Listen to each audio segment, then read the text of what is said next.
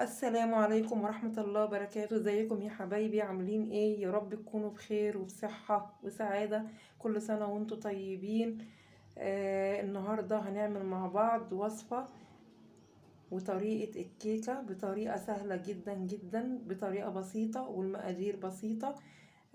مش هتاخد مني اي وقت ولا اي مجهود، هتتعمل في 5 دقايق وهنعمل مع بعض الكيكة.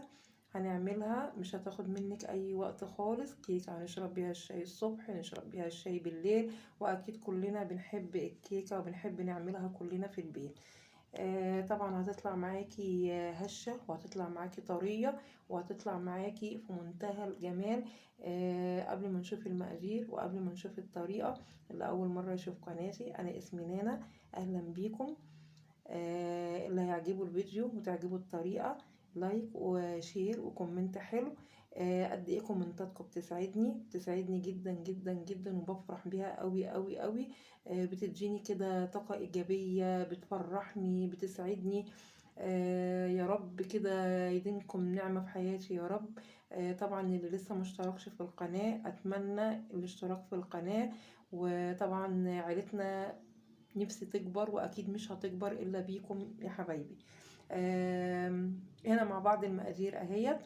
طبعا هنا معايا كوباية ونص من السكر، ومعايا كوباية لبن، ومعايا 3/4 كوباية زيت، ومعايا 3 بيضات، ومعايا معلقة كبيرة، معلقة ونص من البيكنج باودر، ومعايا كيسين فانيليا، وطبعا 3 كوبايات من الدقيق منخول كويس جدا. هي دي المقادير بتاعتنا. مقادير طبعا سهلة، ومقادير بسيطة، ومقادير مظبوطة جدا جدا. لو مشينا على نفس المقادير ديت هنعمل أحلى كيكة، هتطلع معاكي هشة وطرية وجميلة جدا جدا جدا. أول حاجة هنا هو جبنا طبعا الدقيق المنخول، منخول كويس جدا، وحطينا عليه البيكنج باودر. طبعا كل ما تنخلي الدقيق كل ما يدي هوا كده في الكيكة، وتطلع معاكي هشة وطرية وجميلة جدا. وحطينا معلقة صغيرة من الملح على الدقيق. طبعا قلبنا كل دوت، وهنيجي بقى للسوائل. حطيت هنا اهوت في بولة فاضية، حطيت الزيت، وحطيت اللبن، 3/4 كوباية زيت، كوباية لبن، وكوباية ونص من السكر. طبعا هنا اهوت السكر على حسب ما انت بتحبي، من كوباية لكوبايتين. في ناس ما بتحبش السكر يبقى يعني كتير، وفي ناس بتحبها تكون معسلة قوي، فده على حسب اختيارك. بتحطي السكر. حطيت انا اهو 3 بيضات، وحطيت طبعا طالما حطيتي بيض يبقى اكيد هتحطي فانيليا.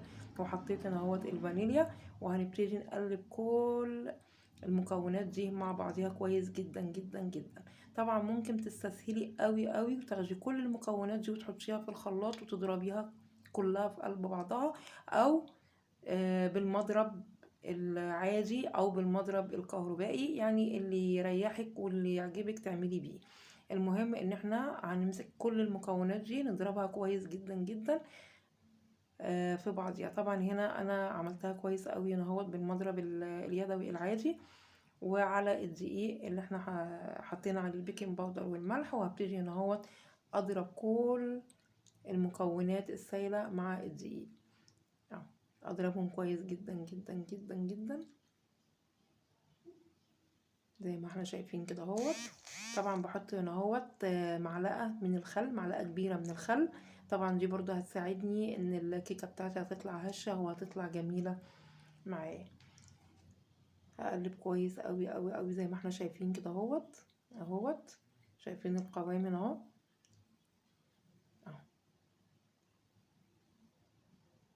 طبعا دي تكاية كده اهوت. انا بجيب هنا اهوت حوالي ربع كوباية من المية المغلية اهيت، وبضيفها هنا اهوت على اهيت على المكونات اللي معايا هنا اهوت. قد ايه بتدي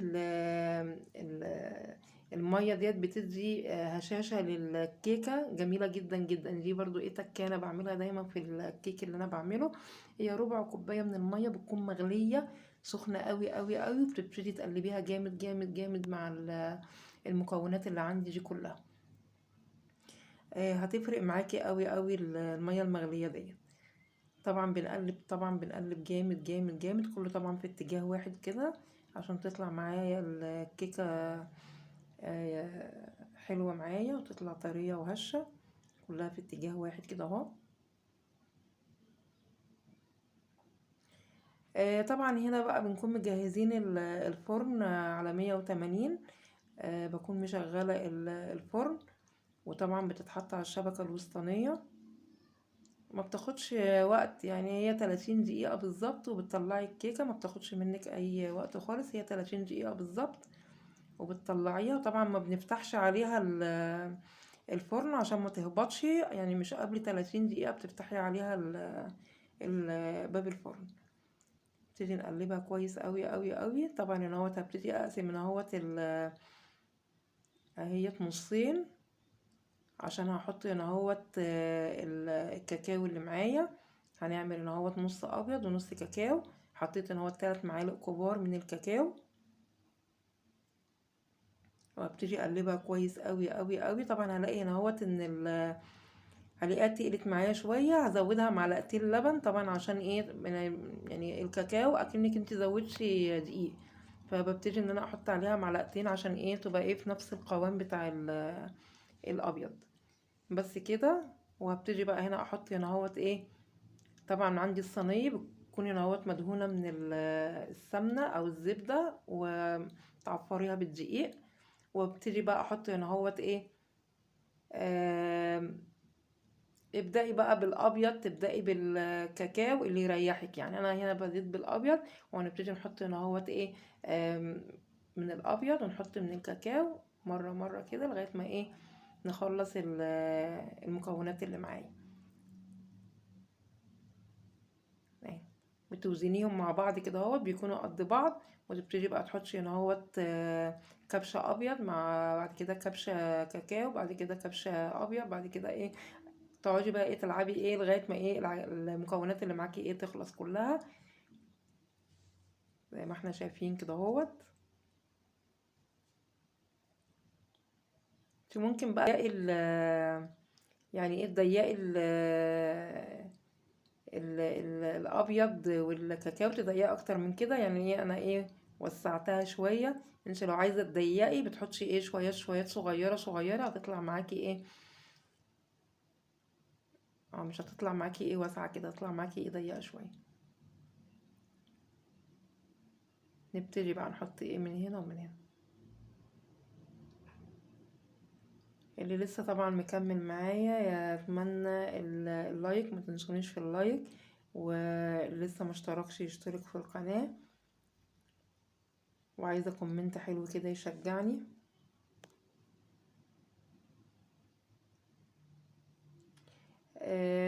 مش عايزاكي تشغلي الفرن يعني من بدري، لا هي يعني ايه في نص ما انت بتعملي الكيكة كده، عشان بس ايه ما يسخنش قوي قوي قوي.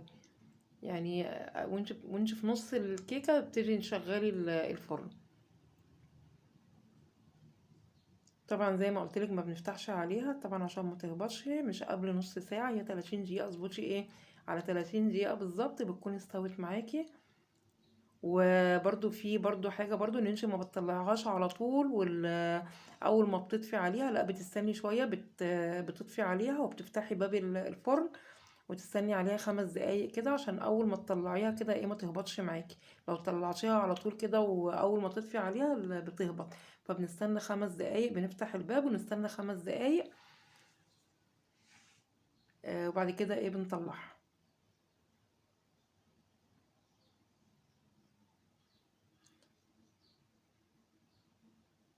طبعا هي ما بتاخدش وقت خالص، اهيت 30 دقيقة بالظبط وطلعتها. زي ما احنا شايفين كده طلعت هشة وطرية وجميلة جدا جدا جدا. اهي انا مستنيش، لما المفروض ان انت بتستني لما تبرد، فانا مستنيش عليها لما تبرد، لا انا ايه على طول قطعتها وهي سخنة.